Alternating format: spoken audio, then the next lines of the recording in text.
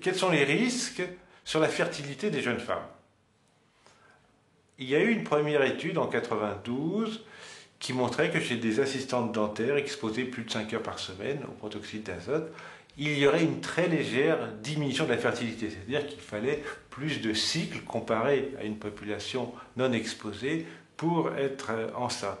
La méthodologie de cette enquête a été critiquée, mais on sait que dans d'autres populations, sur les sages-femmes, notamment qui sont dans les pays scandinaves, qui sont beaucoup exposés au protoxyde d'azote, eh bien, on n'a pas eu vraiment de données convaincantes sur la diminution de la fertilité.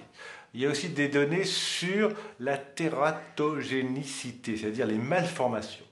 Alors ça, c'est clair.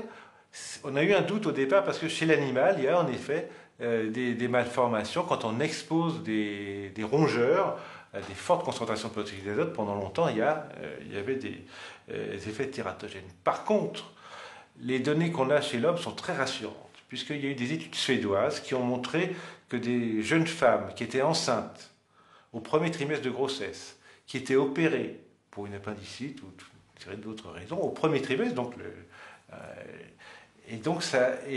on les endormait avec du protoxyde d'azote et elles en respiraient 50 000 fois plus que nous, ce que nous pouvons utiliser, inhaler quand on est soignant, quand on est à 1 mètre ou 2 mètres d'un patient qui inhale du méopa. Eh bien, dans cette population de jeunes femmes qui avaient été exposées à des très fortes concentrations de protoxyde d'azote, dans le premier trimestre de la grossesse, il n'y avait pas plus de malformations que chez les jeunes femmes qui avaient été opérées sans être exposées au protoxyde d'azote.